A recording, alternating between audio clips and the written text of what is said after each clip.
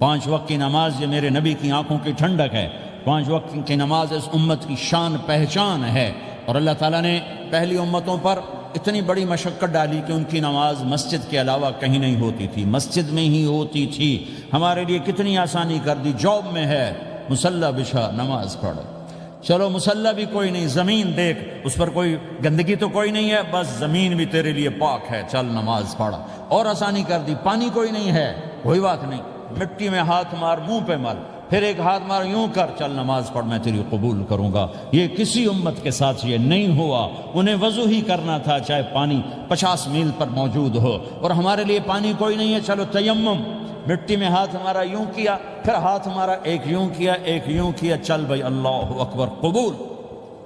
عمار بن یاسر رضی اللہ تعالیٰ عنہ سفر میں تھے، ان کو نہانے کی ضرورت ہو گئی، نائٹ فال ہو گیا، تو انہوں نے سوچا کہ ویسے تو آدمی کو وضو کی ضرورت ہوتی ہے تو خالی منہ پہ ہاتھ مارا اور یوں کونیوں تک، لیکن مجھے تو غسل کی ضرورت ہے، تو خالی اس سے تو کافی نہیں ہوگا۔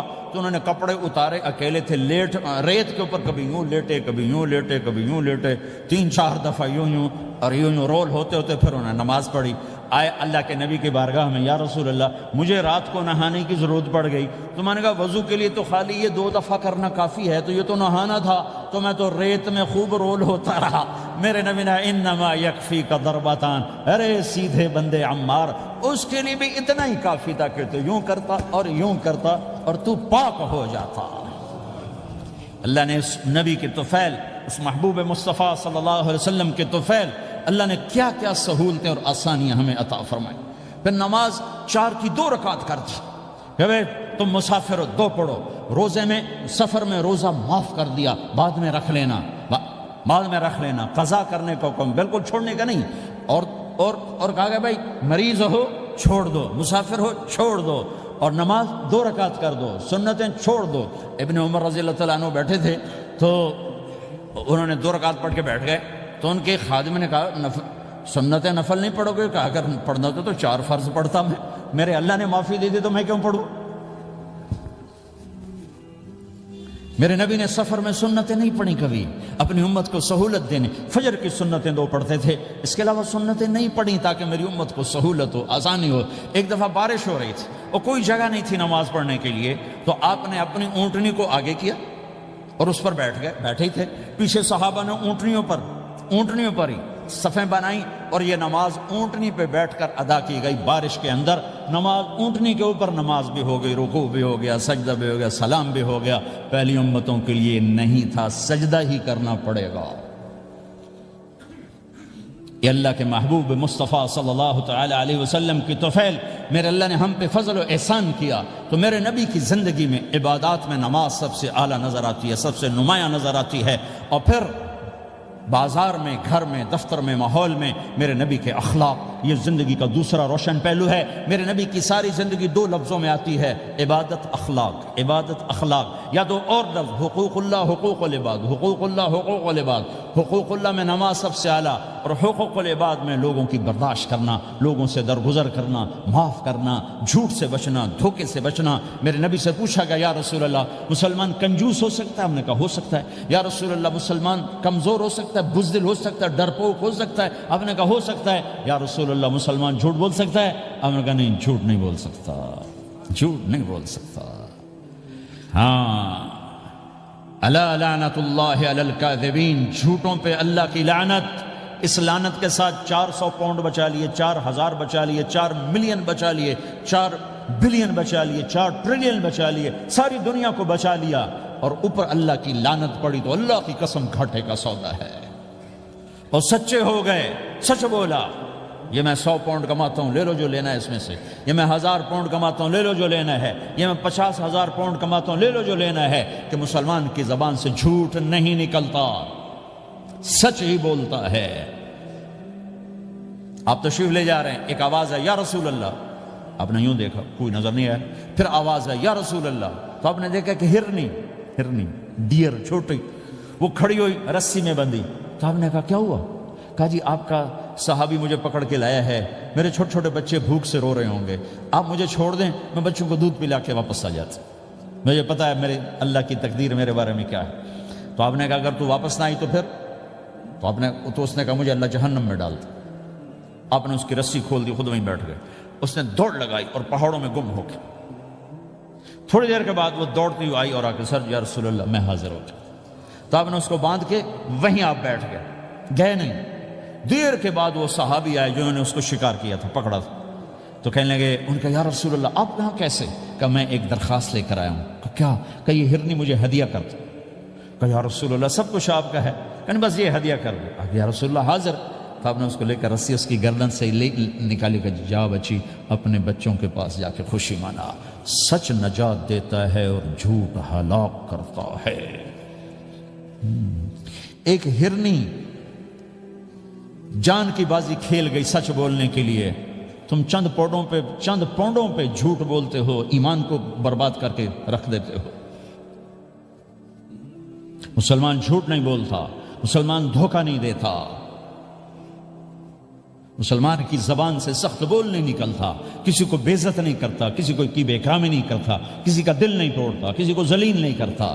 خود سہتا ہے, اوروں کو خوشیاں دیتا ہے, خود دکھ سہتا ہے, اوروں کو راحت دیتا ہے, خود تکلیف سہتا ہے. یہ میرے نبی کے اخلاق ہیں, یہ میرے نبی کی زندگی ہے, اور یہ اسلام کا سب سے بڑا چیپٹر ہے, وہ سب سے مشکل چیپٹر ہے. جب میرے نبی نے لمبی نمازیں پڑھی تو اللہ نے روک دیا کہ میرے حبیب ما انزلنا علیک القرآن لتشقى, اتنی لمبی نماز نہ پڑھ کے تو تھک جائے.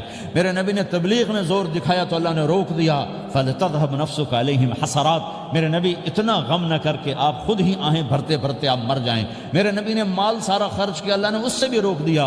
ولا تبسطها كل البسط فتقعد ملوما محسورا, اتنا خرچ نہ کریں کہ آپ خود پھر دکھی ہو کے بیٹھ جائیں. خرچ کرنا بہت بڑا عمل, تبلیغ سب سے سارے عملوں کا سردار عمل. تبلیغ سے بڑا کوئی کام ہوتا تو اللہ نبیوں کو دیتا. اگر تبلیغ سے بڑھ کر کوئی کام ہوتا تو اللہ نبیوں کو دیتا. گشت سے بڑھ کر کوئی محنت ہوتی تو اللہ نبیوں کو دیتا. 950 سال نوح علیہ السلام گشتی کر رہے ہیں, اور اللہ کی مان لو. اتنا عظیم عمل کا میرے نبی درمیانہ نماز سب سے بڑی عبادت, میرے نبی درمیانہ کام. لیکن جب میرے نبی نے اخلاق اچھے کیے, دشمن کو معاف کرنا. تو ایک آدمی آپ سوئے ہوئے تھے, آپ کی تلوار لٹکی تھی, ایک آدمی آیا, اس نے آپ کی تلوار اتاری اور یوں ہماری پسلی میں, آپ اٹھ کے بیٹھ گئے. اب وہ قتل کے ارادے کے لیے آ چکا ہے اور تلوار یہاں ہے. کہتا من یمنعک منی, اب بول تمہیں کون بچائے گا؟ تو آپ نے مسکراتے ہوئے کہا اللہ. تو اس کے ہاتھ سے تلوار گر پڑی, تو آپ نے اٹھا لی, آپ نے یوں سیدھی کی, اب تو بچا, تجھے کون بچائے گا؟ وہ کہنے لگا مجھے تو ہی بچائے گا. وہ تو اللہ کو جانتا نہیں تھا. کہا بابا مجھے تو ہی بچائے گا. تو آپ کہتے ہیں اس کا سر اڑا دو, یہ نبی کو قتل کرنے آیا ہے. میرے نبی نے فرمایا کلمہ پڑھتے ہو؟ کہا نہیں پڑھتا. کہا جاؤ معاف کیا. یہ میرے نبی کے اخلاق ہیں. 20 سال جنہوں نے قتل کے منصوبے بنائے, مکہ والے. جب آپ مکہ میں فاتحانہ داخل ہوئے, ابو سفیان سب سے زیادہ آپ کو دکھ پہنچانے والوں میں پیش, تو آپ نے ابو سفیان کو عزت دی. جو ابو سفیان کے گھر میں داخل ہوگا اس کو کچھ نہیں کہا جائے گا. آپ تو ابو سفیان کو بلا کے سولی پہ لٹکاتے, اور آپ کہہ رہے ہیں جو ابو سفیان کے گھر میں جائے گا اسے کچھ نہیں کہا جائے گا, جو بیت اللہ میں ہوگا اسے کچھ نہیں کہا جائے گا. سارا مکہ سامنے, آپ یوں بیت اللہ کا دروازے پر یوں دونوں ہاتھ ایسے ٹکا کے کھڑے تھے. پھر آپ نے کہا میں کیا کروں گا اب تمہارے ساتھ؟ تو سہیل بن عمر نے کہا آپ کریم ہیں, کریم کے بیٹے ہیں. تو آپ نے کہا جاؤ میں نے معاف کیا. یہ اخلاق آج مٹ چکے ہیں. مردوں سے, عورتوں سے, علم والوں سے, خانقاہ والوں سے, تبلیغ والوں سے, سب زیرو ہوئے پڑے ہیں.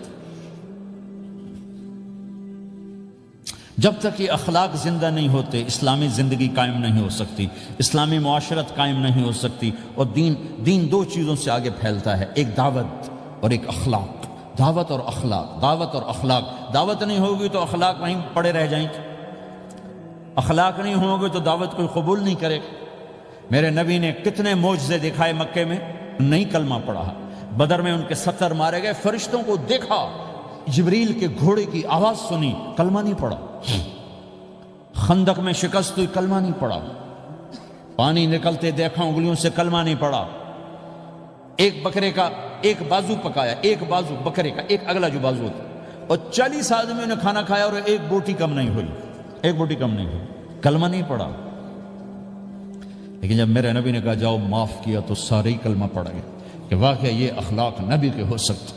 حنین کی جنگ میں جب بھاگے لوگ، شکست ہوئی، تو ایک صحابی کا بھاگتے ہوئے پاؤں ہمارے نبی کا پاؤں پر آیا، اور جوتا سخت تھا، تو آپ نے کہا اوجعتنی، اور آپ کے ہاتھ میں چھڑی تھی، آپ نے اس کو یوں ماری، اوجعتنی، ارے تو نے مجھے کتنا زیادہ درد پہنچایا، دکھ پہنچایا۔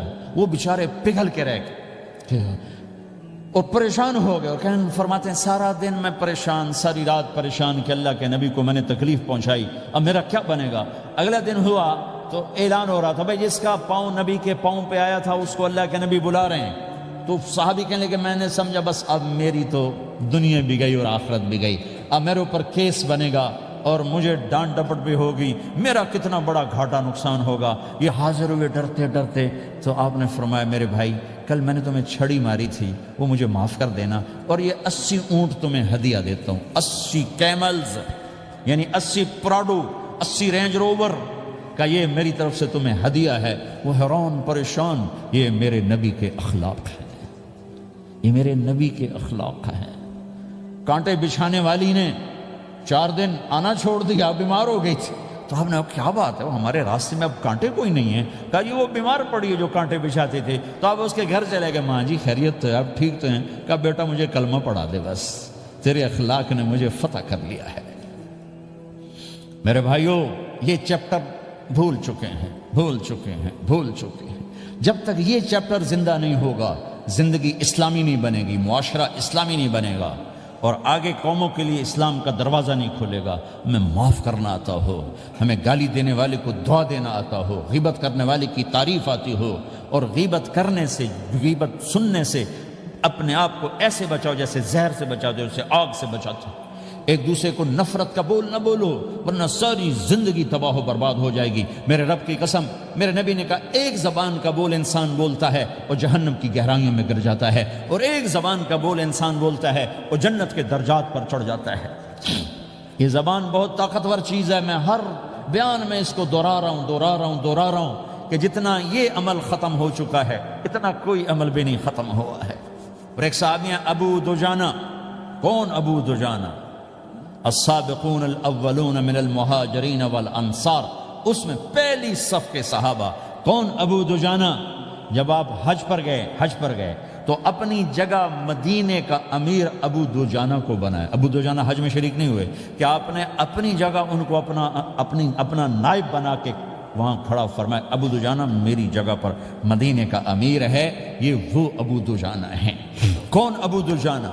جو جنگ بدر سے لے کر آخری حج تک ہر سفر میں شریک ہیں، ہر سفر میں شریک ہیں۔ ان کی ایک بات میں بتانا چاہتا ہوں، پہلے تھوڑی سی ان کی ہسٹری بتانا چاہتا ہوں۔ کون ابو دجانہ؟ احد کی جنگ میں آپ نے تلوار اٹھائی، کہا اس تلوار کو کون لے گا؟ کئی صحابہ کھڑے ہو گئے۔ آپ نے کہا اس تلوار کا حق کون ادا کرے گا؟ سارے بیٹھ گئے، 3 آدمی کھڑے رہے، ایک زبیر بن عوام، ایک عمر بن خطاب، ایک ابو دجانہ۔ ان کا نام ہے سماک بن خرشنہ، سماک بن خرشنہ ان کا نام ابو دجانہ سے مشہور ہے۔ تو آپ نے تلوار نہ عمر کو دی، نہ زبیر کو دی، ابو دجانہ کو دی تھی۔ تو عمر رضی اللہ عنہ نے تو محسوس نہیں کیا، حضرت زبیر نے محسوس کیا کہ اس کو کیوں دی، مجھے کیوں نہیں دی، میں مہاجرین میں سے ہوں، میں پھوپھی کا بیٹا ہوں، میں اس سے دلیری میں کم نہیں ہوں۔ بلکہ حضرت زبیر کی دلیری کی تو دھک تھی، جدھر سلوار چلتی تھی کاٹتی چلی جاتی تھی، کہنے لگا میں دیکھوں گا یہ کیا کرتا ہے۔ تو ابو دجانہ کے پیچھے پیچھے زبیر ہو لیے۔ تو ابو دجانہ نے جو حملہ کیا تو 3000 کا لشکر تھا، اس کو چیر کے پار نکل کے، پورے لشکر کو کاٹ کے پار نکل کے، اور آگے عورتیں کھڑی تھیں جو مکے کے لشکر کو تیار کر رہی تھیں۔ نحن بنات طارقی نمشی علی النمارقی مشی القتل بوارقی المسک فی المخالقی المسک فی المفارقی والدر فی المخالقی ان تقبلوا نعانقی وتدبروا نفارقی فراق غیر وامقی۔ یہ گانا گا رہی تھیں اور ان کو تیار کر رہی تھیں۔ تو جب ابو دجانہ کی تلوار نظر آئی تو سب بھاگی، ہندا پکڑی گئی، تو آپ نے یوں اپنی تلوار ہندا کے سر پر رکھی، انہوں نے چیخ ماری، تلوار ہٹا لی۔ تو زبیر پیچھے پیچھے کہ کیا کیا ہے؟ جنگ میں اگر کوئی عورت حصہ لے اسے مارنا جائز ہے، ویسے جائز نہیں ہے، عورت کو، بچے کو، بوڑھے کو ہاتھ لگانا جائز نہیں ہے۔ تو انہوں نے کہا تلوار کیوں نہیں چلائی؟ کہا میرے محبوب کی تلوار ہے، عورت کے خون سے رنگین کر کے اس کی شان نہیں گھٹانا چاہتا، یہ میرے نبی کی تلوار۔ پھر واپس ہوئے، پھر اٹیک کیا اور پھر مجمع کو چیر دیا۔ سامنے ایک آدمی آ رہا تھا ہاتھی کی طرح، اتنا لمبا موٹا تازہ، تو زبیر کہنے لگے میرے جی میں آیا کبھی اس کی ٹکر ہونا پھر میں دیکھوں ابو دجانہ کیا چیز ہے۔ تو اللہ کا کرنا ایسا ہوا، ابو دجانہ دونوں آمنے سامنے ہو گئے۔ تو وہ ایسے شاہ سوار تھے کہ دونوں طرف کے لشکر ذرا تھم گئے اور وہ دونوں بھڑ گئے۔ ابو دجانہ کے اپنے جوہر، اس پہلوان کے اپنے جوہر، غبار اٹھا، مٹی اٹھی، اور اس کی اپنی طاقت، ان کی اپنی طاقت، انہوں نے ابو دجانہ کو اس نے زخمی کر دیا۔ ابو دجانہ نے جو جوش میں آ کے ماری تلوار، اس کو لگی یہاں، تو اتنی طاقت سے لگی کہ اس کے نیچے اتر کر دو ٹکڑوں میں تقسیم کر دی۔ یوں ماری تو ایک حصہ ادھر، ایک حصہ، پھر یوں دیکھا اور اپنے چہرے سے لوہے کی ٹوپی اتاری، اما ترا انا ابو دجانہ، کیا دیکھ رہے ہو؟ میں ہوں ابو دجانہ، تلوار صحیح لی ہے میں نے، غلط نہیں لی۔ یہ ابو دجانہ ہیں۔ اور جب شکست ہو گئی احد کی جنگ میں، اور پھر 10-12 آدمیوں نے آپ کو گھیرے میں لیا ہوا تھا، ان میں ایک ابو بکر تھے، عمر تھے، علی تھے، طلحہ تھے، زبیر تھے، سعد بن ابی وقاص تھے، اور سہل بن حنیف تھے، عبادہ قتادہ بن نعمان تھے، اور ابو دجانہ تھے رضی اللہ تعالی عنہم۔ ان میں سے ایک ابو دجانہ بھی تھے، اور یمامہ کی جنگ میں ابو دجانہ شہید ہوئے، یمامہ کی جنگ میں شہید ہوئے۔ یہ ابو دجانہ کی تھوڑی سی سیرت آپ کے سامنے آئی ہے۔ اس کے بعد اب آپ ان کے قول کو سنو تاکہ اس کا وزن آپ کے سامنے آئے۔ یہ بدر کے شریک ہیں، اللہ کے نبی نے کہا بدر کا صحابی جو مرضی کرے بخشا گیا۔ یہ صلح حدیبیہ کے شریک ہیں، اللہ نے قرآن میں کہا لقد رضی اللہ، میں ان سے راضی ہو گیا۔ یہ صحابی ہیں، اللہ نے کہا کلا وعد اللہ الحسنی، اے میرا نبی تیرے ہر صحابی کے لیے جنت کا وعدہ ہے۔ اور اب یہ کیا کہتے ہیں؟ یہ کیا کہتے ہیں لوگو؟ ان ارجع عملی عند، لوگو میرے پاس، ابو دجانہ میرے پاس بخشش کا سب سے بڑا عمل جانتے ہو کیا ہے؟ بدر نہیں، احد نہیں، حدیبیہ نہیں، خندق نہیں، خیبر نہیں، فتح مکہ نہیں، آخری حج نہیں۔ کیا ہے؟ کیا ہے لوگو؟ ان ارجع عملی عندی، میرے پاس آخرت میں بخشش کا سب سے بڑا عمل بس ایک ہے کہ ما آذیت احدا بلسانی، میں نے اپنی زبان سے کبھی کسی کو دکھ نہیں پہنچایا۔ ولا اجد فی قلبی غلا لاحد، اور میرے دل میں کسی کے لیے بغض کوئی نہیں ہے، بس یہ میری بخشش کا عمل ہے۔ تو بھائیو، نبی کے اخلاق میں دو چیزیں لے لو، ایک زبان سے کسی کو دکھ نہ دو، ایک دل میں کسی کا بغض نہ رکھو۔ اللہ کی قسم بغیر حساب کتاب کے جنت میں جاؤ گے۔ بڑے بڑے جنید بغدادی اور بڑے بڑے معرفت والے تمہیں دیکھتے رہ جائیں گے، تمہاری رفتار اتنی تیز ہوگی کہ تمہیں وہی پکڑ سکے گا جس کا یہ دو عمل تم سے زیادہ اچھا ہوگا۔ جس روڈ پہ رش ہوتا آپ وہاں سے گاڑی ہٹا لیتے ہو، ادھر نہیں جانا، ادھر رش ہے، وہ سائن وغیرہ آپ کو آ جاتے ہیں کہ ادھر بلاک ہے، ادھر نہیں جانا، ادھر جانا ہے۔ تو جہاں روڈ پہ رش ہوتا ہے تو قیمتی سے قیمتی گاڑی کی رفتار بھی آہستہ ہو جاتی ہے، اور جہاں روڈ خالی ہوتا ہے تو پرانی گاڑی بھی بھاگے جا رہی ہوتی ہے۔ ہمارے یہاں پرانی گاڑی ہوتی ہے نا، پرانی بسوں کے پیچھے لکھا ہوتا ہے نہ انجن کی خوبی نہ ڈرائیور کا کمال، خدا کے سہارے چلی جا رہی ہے۔ اور جس کے پاس ایسی گاڑی ہو، نہ انجن کی خوبی نہ ڈرائیور کا کمال، تو اگر اس کو روڈ خالی مل جائے تو وہ تو مرسیڈیز والے سے پہلے پہنچے گا، رینج روور والے سے پہلے پہنچے گا، بینٹلی والے سے پہلے پہنچے گا، رولز رائس والے سے پہلے پہنچے گا، جو وہ تو پھنسی کھڑی اور اس کا روڈ ہی خالی ہے۔ تو میرے بھائیو، یہ میں ایک مثال دیتا ہوں، عبادات کی روڈ پہ بہت رش ہے، نمازی بے شمار ہیں، روزے دار بے شمار ہیں، عمرے والے بے شمار ہیں، حج والے بے شمار ہیں، اور تہجد گزار بے شمار ہیں، علماء بے شمار ہیں، حافظ بے شمار ہیں، ذکر والے بے شمار ہیں، بہت رش ہے، تبلیغ والے بے شمار ہیں، لیکن جو اخلاق والا روڈ ہے نا، یہ خالی پڑا ہے۔ اس پہ موٹر زوکی پہ چڑھ کے آ جاؤ تو سب سے آگے نکل جاؤ، سائیکل پہ چڑھ کے آ جاؤ تو سب سے آگے نکل جاؤ، کہ روڈ ہی خالی ہے، اخلاق کا روڈ خالی ہے۔